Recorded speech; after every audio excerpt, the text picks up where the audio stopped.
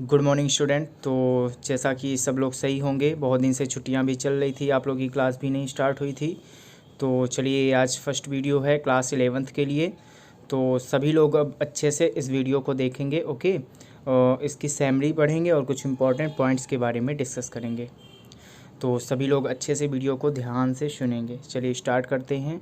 देखिए, चैप्टर का नेम है, पहला है आपकी हॉर्नबिल बुक से लिया गया है। तो पहला चैप्टर है the portrait of a lady, मतलब एक लेडी का छाया चित्र, ठीक है, उसकी छाया प्रति। तो इसको खुशवंत सिंह ने राइट किया है। इसके ऑथर खुशवंत सिंह हैं, जिन्होंने मतलब कि एक स्टोरी राइट की है अपने और अपनी ग्रैंड मदर के लिए, ठीक है। तो मतलब अपना खुद का स्टोरी राइट किया है उसने, अपना और अपनी ग्रैंड मदर का। चलिए देख लेते हैं। देखते हैं। देखिए, दिया गया है the portrait of a lady is the story of the author and his grand mother, okay. He had close relation with her since his childhood. दिया गया है द पोर्ट्रेट ऑफ लेडी है, उसमें क्या बताया गया है, is the story of the author, author की स्टोरी है ये, एंड हिज ग्रैंड मदर, और उनकी जो ग्रैंड माँ है उनकी स्टोरी है, okay. He had close relation with her since his childhood. जब वो अपने बचपने में थे तो क्या होता है कि उनके जो पेरेंट्स होते हैं तो बाहर सेटल होने के लिए सिटी में चले जाते हैं। तो उसकी दादी माँ के पास राइटर को छोड़ जाते हैं, ठीक है, ऑथर को। तो ऑथर अपनी दादी माँ के साथ रहता है और उसका अपनी दादी माँ से बहुत ही क्लोज रिलेशन बन जाता है। चलिए अब इसकी कुछ इंपॉर्टेंट पॉइंट के बारे में डिस्कस करेंगे, देख लेते हैं। फर्स्ट पॉइंट दिया गया है, आप लोग देख रहे हो, grandfather's portrait hung above the metal piece of a drawing room. देखो, एक ड्राइंग रूम होता है, ठीक है। तो जो ग्रैंड फादर्स का पोर्ट्रेट होता है, मतलब उसका छाया चित्र होता है उसके ग्रैंड फादर का, किसके, ऑथर के ग्रैंड फादर का। तो वो टंगा होता है उसके मतलब ड्राइंग रूम में। एक तस्वीर रहती है जो कि लकड़ी की बनी होती है, वहाँ पास एक मतलब कि उसका पोर्ट्रेट मतलब एक पिक टंगी रहती है, आप बोल सकते हो पिक्चर टंगी रहती है ग्रैंड फादर्स की, जो अब इस दुनिया में नहीं होते हैं। तो वो एक मेटल पीस में ड्राइंग रूम पर टंगी होती है। मतलब मेटल पीस मतलब आप लोग बोल सकते हो लकड़ी का, वुडन लकड़ी का पीस रहता है, उसमें टंगी रहती है। सेकंड में देखेंगे, सेकंड पॉइंट फिर क्या होता है, यहाँ से स्टार्टिंग होती है। देखिए, चैप्टर जब स्टार्ट होता है तो शैमरी में यहीं से स्टार्टिंग होती है। तो सबसे पहले बताया गया है ग्रैंड फादर्स के रूप में, ठीक है, ग्रैंड फादर के बारे में बताया गया है। और इस स्टोरी में मेनली तो ग्रैंड मदर के बारे में बताया गया है, बट ग्रैंड फादर्स के बारे में भी कुछ मेंशन किया गया है। पॉइंट, सेकेंड पॉइंट है, ही वर अ बिग टर्बन, ठीक है, ही वोर अ बिग टर्बन। उन्होंने एक बहुत ही बड़ी टर्बन पगड़ी पहन रखी थी। एंड लूज फिटिंग क्लॉथ्स, और उनके जो क्लॉथ्स थे वो फिटिंग क्लॉथ थे, मतलब थोड़ा सा ढीले ढाले थे। And his long white beard, और उसकी जो मतलब की दाढ़ी थी तो वो covered the beast part of his chest, मतलब उसके चेस्ट तक नीचे तक आ रही थी, और उसका चेस्ट थोड़ा ढके हुए थे, मतलब लंबी सी दाढ़ी थी, ठीक है। और जो वाइट कलर की थी, looked at least 100 years old, और वो कैसे दिख रहे थे, जैसे कि वो हज़ारों क्या कहते हैं, 100 ईयर्स ओल्ड, मतलब कि 100 साल से भी ज़्यादा बूढ़े हों, ठीक है। ऐसा उनका छाया चित्र दिख रहा था, पोर्ट्रेट दिख रहा था। फिर इसके बाद क्या होता है, इसके बाद फिर नरेटर बताते हैं अपनी माँ के बारे में, अब उनकी माँ के बारे में बताया जाता है। तो दिया गया, the narrator grandmother had been old and wrinkled face for 20 years. जो नरेटर की ग्रैंड मदर होती हैं, ठीक है, तो वो 20 ईयर्स से मतलब वो बूढ़ी हो गई होती हैं, तो उनका फेस कैसा हो जाता है, रिंकल्ड, मतलब झाइयाँ वगैरह निकल आती हैं। बूढ़े होने पर वैसे भी निकल आया करती हैं, तो झाइयाँ वगैरह निकल आती हैं, और वो 20 ईयर्स से लगभग वैसी ही दिखती रहती हैं, ठीक है। She was short, fat and slightly bent. वो छोटी होती हैं थोड़ा सा हाइट में, और थोड़ा सा फैट होता है उनमें, मतलब मोटी होती हैं, एंड स्लाइटली बेंट, और थोड़ा बहुत झुकी हुई होती हैं। फिर सी वोर स्पॉटलेस वाइट क्लॉथ्स, दिया गया है यहाँ पर कि वो स्पॉटलेस वाइट क्लॉथ्स पहनती हैं। क्यों पहनती हैं, बिकॉज जो उनके हस्बैंड हैं, तो आप लोग को पता है जब हस्बैंड का डेड हो जाता है तो जो उनकी वाइफ होती है वो वाइट साड़ी वगैरह पहनती हैं, तो वाइट क्लॉथ्स पहनती थी। फिर her one hand rested on her waste.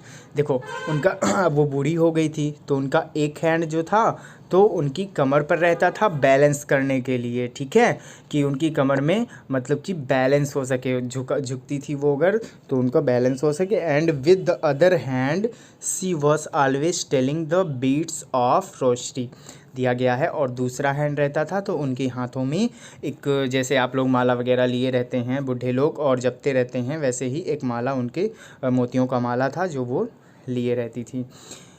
His parents left him with her when they went to settle in the city. अब क्या होता है कि वो बूढ़ी माँ रहती हैं, उनके पास वो रहते हैं, हमारे नरेटर रहते हैं, तो वो उनका ख्याल रखती हैं।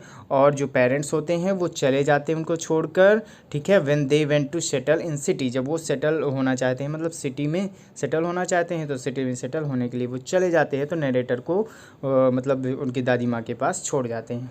The grand mother and the narrator were good friends दिया गया है कि जो ग्रैंड मदर होती हैं और नरेटर होते हैं वो बहुत ही अच्छे फ्रेंड्स हो जाते हैं, क्योंकि अब 2 लोग ही रहते हैं, ग्रैंड मदर हो गई एंड उसका नरेटर हो गया खुद, ठीक है।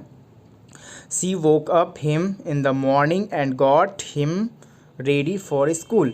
अब क्या होता है कि अब बच्चा होता है, थोड़ा बड़ा हो जाता है तो स्कूल जाने लगता है, तो क्या होता है कि नरेटर अब स्कूल जाने योग्य हो जाते हैं, तो माँ जो ग्रैंड मदर होती हैं उनकी सुबह सुबह जगाती हैं उनको मॉर्निंग में, उनको रेडी करती हैं, जैसे पेरेंट्स का काम होता है बच्चों को रेडी करना, वैसे ही रेडी करती हैं, बिकॉज पेरेंट्स तो होते नहीं हैं, ठीक है। तो विलेज में रहते हैं वो लोग, तो विलेज में उसको रेडी करती हैं। इसके बाद she went to school with him because the school was attached to temple.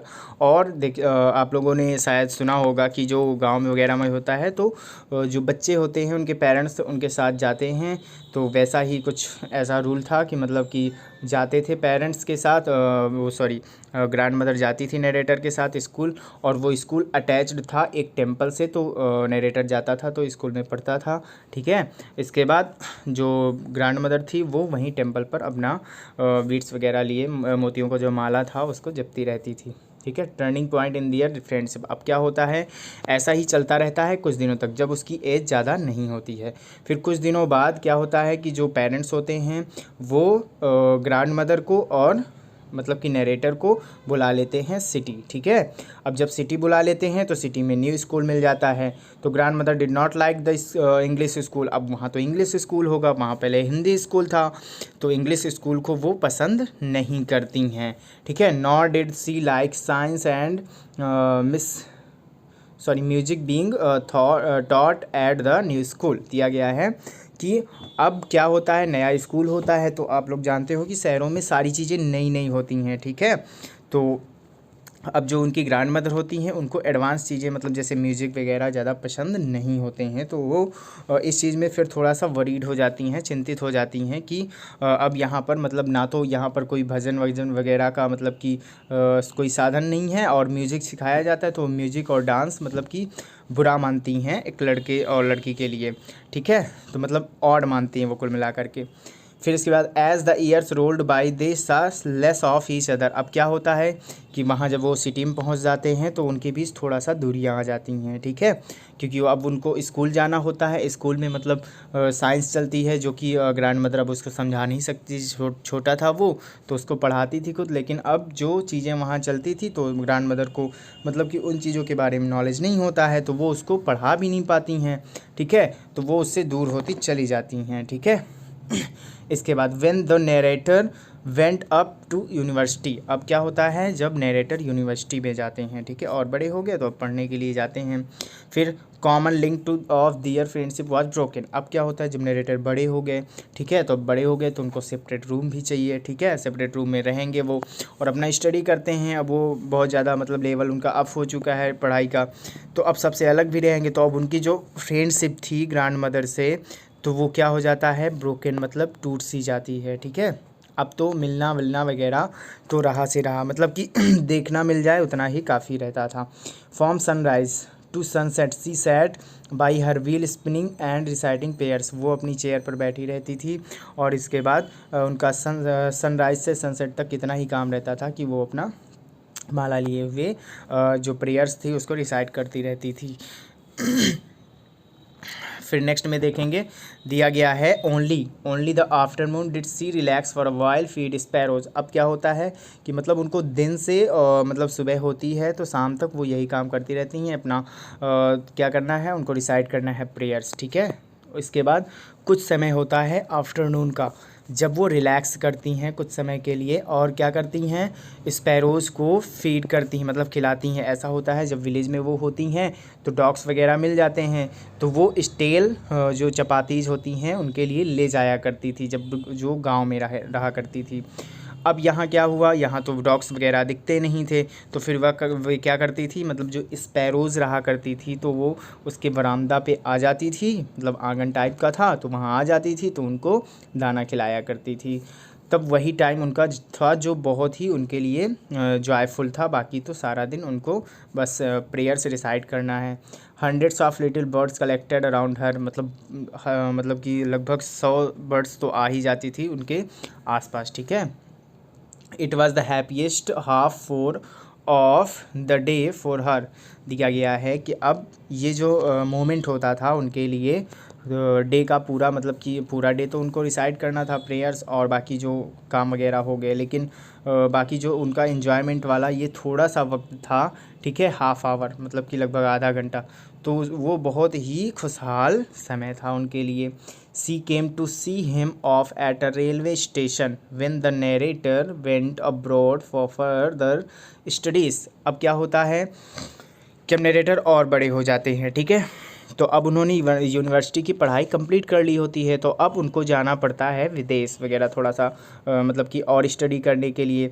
तो अब उनकी जो ग्रैंड मदर होती हैं तो उनको थोड़ा सा टेंशन भी वगैरह भी होती है, लेकिन फिर वो क्या करती हैं, वो उसको छोड़ने जाती हैं। She came to see him off a railway station when the narrator when abroad further studies, मतलब जो आगे की स्टडीज़ करने के लिए नरेटर जा रहे होते हैं, तो वो उसको जो ग्रैंड मदर होती हैं नरेटर के साथ जाती हैं कहाँ तक, रेलवे स्टेशन तक उसको छोड़ने। फिर साइलेंटली सी किस्ड हिज फोरहेड। अब क्या होती हैं, उनको थोड़ा सा प्यार आता है क्योंकि वो बिछड़ रहे होते हैं नरेटर, तो उनके फोरहेड पर किस करती हैं। And the narrator thought that it was his last meeting with her. Narrator सोचते हैं कि जो ग्रैंड मदर हैं बहुत बूढ़ी हो चुकी हैं और मतलब कि अब शायद मैं जब स्टडी करके वापस आऊँगा तो इनको देख नहीं पाऊँगा। वो सोचते हैं कि ये हमारी लास्ट मीटिंग ही होगी, ठीक है। After 5 years when he came back home she received him at the station. अब क्या होता है, जब 5 years बाद वो आते हैं अपना कोर्स वगैरह पूरा करके, स्टडी पूरी करके, तो स्टेशन पर नरेटर की जो ग्रैंड मदर होती हैं तो नरेटर को क्या करने आती हैं, रिसीव करने आती हैं, ठीक है। तो she looked the same as earlier. अब वो जो नरेटर की ग्रैंड मदर होती हैं वो वैसे ही दिख रहे थे, वैसे भी 20 ईयर्स से वो वैसी ही मतलब कि दिखती थी। जब बूढ़े लोग हो जाते हैं तो ज़्यादा चेंजमेंट उनमें नहीं होता है, काफ़ी दिन तक वैसे ही रहते वो, तो वैसी ही अभी भी दिख रही थी, ठीक है, जैसे कि वो पहले थी। She collected the women of neighbourhood. अब वैसे ही उन्होंने मतलब कि अपना प्रेयर रिसाइट कर रही थी, आई। अब शाम को क्या होता है, जब इवनिंग होती है तो वो पास की अपने आसपास की औरतों को इकट्ठा कर लेती हैं। इसके बाद थोड़ा सा गीत वगैरह करती हैं। तो she celebrated the homecoming of her grandson by thumping an old drum and singing song. She even forget to pray. अब क्या होता है, वो जब इवनिंग होती है तो शाम के वक्त वो भूल जाती हैं प्रे करना और सारी वुमेंस को इकट्ठा करती हैं अपने नेबरहुड की, ठीक है। और किस लिए इकट्ठा करती हैं, जब उनका होम कमिंग ऑफ ग्रैंडसन, मतलब ग्रैंडसन उनका आ रहा होता है, आया होता है, इसलिए वो सब लोग इकट्ठा होते हैं और एक पुराना सा ड्रम रहता है उसको बजा करके और गाना वगैरह गाते हैं, ठीक है, मतलब सेलिब्रेट करते हैं और कमिंग ऑफ हर ग्रैंडसन, अपने ग्रैंडसन की ओवर कमिंग को सेलिब्रेट करती हैं। फिर अब वो भूल जाती हैं प्रेयर वगैरह करना। जब वो बहुत ज़्यादा थक जाती हैं, ठीक है, तो वो बीमार हो जाती हैं। अब बहुत ज़्यादा वो मतलब गाती वगैरह हैं, ठीक है, मतलब बहुत ज़्यादा उत्सव हो जाता है, सेलिब्रेशन ज़्यादा हो जाता है और ज़्यादा टाइम तक, तो फिर वो थक जाती हैं, बहुत ज़्यादा थक जाती हैं तो वो बीमार हो जाती हैं।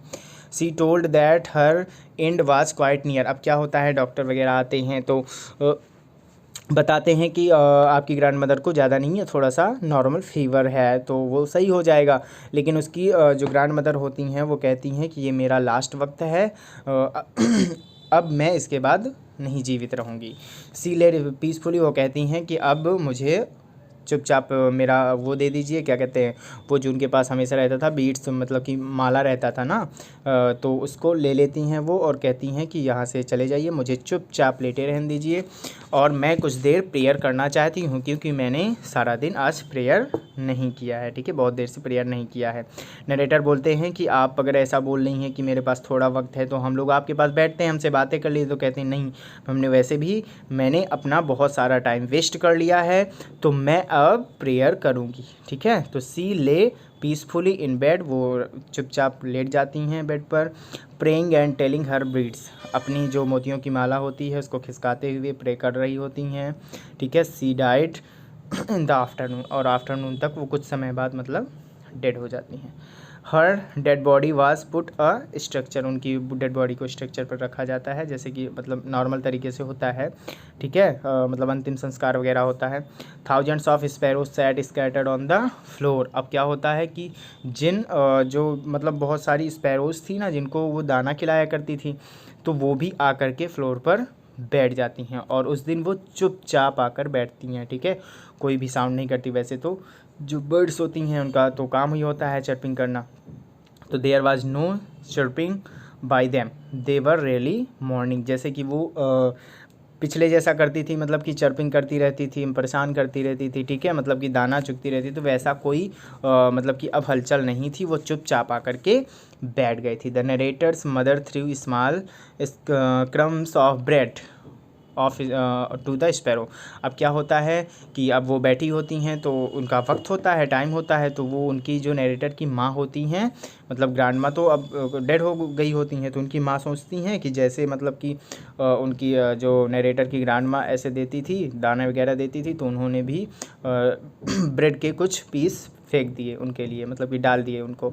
But the sparrow took no notice of them, लेकिन जो स्पैरो का पूरा झुंड था उस चीज़ को वो नोटिस नहीं किया। ठीक है, मतलब कि उस ब्रेड के जो पीस को उन्होंने किसी ने भी नहीं टच किया। दे flu away quietly when her dead body was carried of, बहुत देर तक बैठी रहीं, वो चुपचाप बैठी रहीं और जब उनकी डेड बॉडी को ले जाने लगा तो वहाँ से उड़ करके चली गई। ठीक है, अब स्टोरी में ऐसा ही है, सारी थीम है, ये इंपॉर्टेंट पॉइंट थे। तो जब हम लाइन बाय लाइन एक्सप्लेनेशन करेंगे तो और सारी चीज़ें क्लियर हो जाएंगी, तो आप एक बार इस वीडियो को देख लें। ठीक है, और अपनी टेक्स्ट बुक निकाल करके रीडिंग भी कर लें और नेक्स्ट वीडियो पर आपका लाइन बाय लाइन एक्सप्लेनेशन मिलेगा। तो चलिए नेक्स्ट वीडियो पर मिलते हैं एक्सप्लेनेशन के साथ।